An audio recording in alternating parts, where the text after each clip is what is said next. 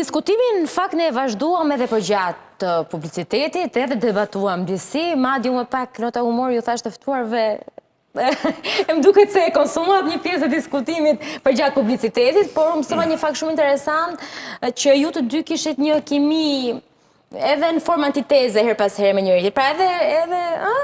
Po, të lutem shumë. Po, mora vesh ishit dhe shok klase, ish shok klase. Kemi 20 vjetë 20 vjetë profesion. Pra ndaj thamë përësit ne nuk zjemi live në ekran. Pavarësisht kemi mendimet të kundër me pak batutet e unë. Mirë, ishim duke folur, sigurisht, situata për cilin jemi duke diskutuar është një situatë e vështirë me cilën përbalemi gjithë në një formë apo një tjetër, dikush ka mundësi më të vogla e dikush mundësi më të mira për ta përballuar këtë lloj situate.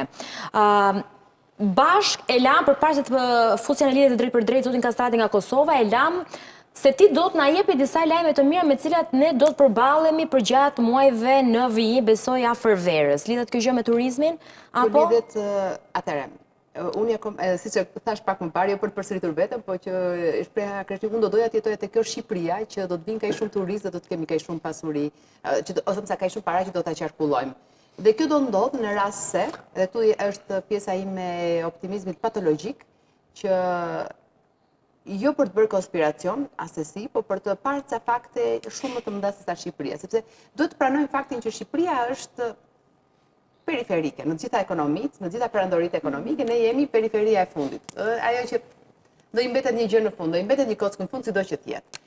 Në këtë rast, duke qenë se fillon kampionati në Amerikë dhe jam plotësisht e bindur që Trumpi nuk do i leverdis që të mos i vinë ato para që kampionatet qarkullojnë edhe sigurojnë për vendet ku zhvillohen, sepse kompanitë ajrore, tashmë, jo vetëm që kanë ulur flotat dhe fluturimet, numrin e fluturimeve sigurisht të fluturimeve të gjata, më lërën të them që Lufthansa i ka ndërprer, ose më saktë ka bërë një herë një javë ato udhëtimet që i kishte 4 herë ose 5 herë një javë, që ka deklaruar edhe për biletat tashmë të blera, do të ketë rritje në rast se pas prillit do të ketë ende një rritje të çmimit karburante. Pavarësisht se ti ke blerë një biletën, mund të ta riblesh ose të shtosh para për të përdorur biletën tënde, ose në kundër ti do ta humbasësh atë vlerë.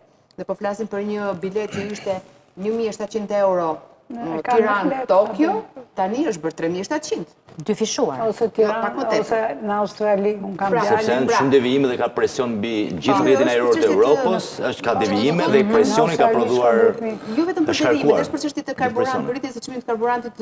Po, edhe mbyllën një nga kanalet të komunikimit. Për kanaleve të kalimit, edhe për rrugët ajrore, që nuk është problemi më i madh se sa çmimi i karburantit. Që do të thotë, do të shkohet në një marrëveshje parash, se vetëm marrëveshje parash janë të gjitha konfliktet të cilat zhvillohen, në mënyrë të tillë që të shpëtohet kampionati botëror. Po shpëtua kampionati botëror, do të thotë që shpëtohet edhe gjithë turizmi anë e këndvot, sepse nuk do të ketë një rritje të çmimeve të fluturimeve.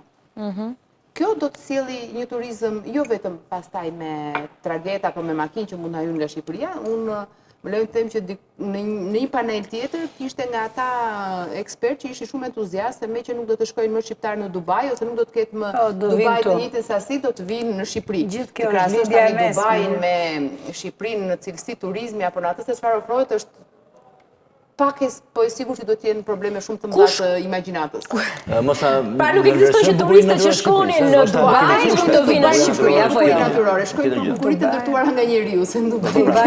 Gjana xhela të bukura, me pak fjalë. Me që thaj fillimisht që kemi një nuk e di. Ping-pong vogël, ta bëjmë një ping-pong. Një ping-pong vogël ta bëni, ndërkohë që u fus pak në mes e dhon. Besoj keni parë dhe zhvillimin në Dubai, ëh? Dubai është kthyer një lloj shkretëtir me ritmin që ka patur, krahasimisht, krahasim relativ. Ku e keni ping-pongun me Shqipëria është vend periferik, unë nuk e besoj këtë pjesë. Situatat të tilla e konvertojnë në një vend strategjik. Do të them tani Shqipëria vend strategjik në cilin sektor? Do më lesh ta mbaroj. Sektorin e betonit. Më doli, ha. Po. Atëherë, që pas luftës së Rusi-Ukrainë, kërkohen presionet që bën detin e zi, kërkohen gjithë lufta sot nuk është luftë për mallra, është luftë për korridorët e transportit. Për korridorët e transportit. Siç zoti nuk e kemi këtë konflikt. Se me Ukrainën e patëm, se dhe rrezikuam sasi. Derisa u gjetëm rrugët e transportit. Tani nuk kemi në këtë fazë. Po. Dakor. Shqipëria është pjesë e korridorit 8. Pavarësisht kush është në pushtet, ai projekt do bëhet sepse është i vetmi projekt që mundson kalimin. Ndërkohë, kemi planin e Bashkimit Evropian, i cili me datën javën e ardhshme do miratoj atë që quhet aktin e përshpejtimit, që do thotë një paket masash për të përballuar pasojat që po vinë nga lufta në linjën e mesme. Dhe në listën e masave që do ndërmerren do jetë stimulimi i fotovoltaikëve, diversifikimit të energjisë dhe të gjitha. Shqipëria në këtë rast përfiton. Nga krau tjetër, për shkak se është rritur nevoja për minerale kritike për të hequr varësinë nga Kina dhe në këtë kontekst, do miratohet shumë shpejt dhe është prezantuar para pak ditësh, pritet miratohet shumë shpejt akti i përshpejtimit industrial. Dhe për herë të parë në dokumentet e Komisionit Evropian është përcaktuar që Shqipëria dhe vendet e tjera të Ballkanit përfshihen në klubin e vendeve që kanë minerale të rezervave që janë strategjike dhe kritike. Kjo do të thotë që Shqipëria për herë të parë konsiderohet si vend i Bashkimit Evropian. Dhe në këtë kontekst, Shqipëria, kur kërkon minerale, që Shqipëria i ka këto minerale, sigurisht që do konsiderohet ndryshe. Të mos harrojmë një element tjetër, jene tryezat e energjisë e vendi NATO-s, ke korridor që është tubacioni i TAPI, Trans-Adriatic Pipeline, pra nuk është edhe aq i dhe e porta e Europës, nuk jemi edhe aq periferik. Kështu që këtë dohet të saktuar. Mineralet i kemi patur.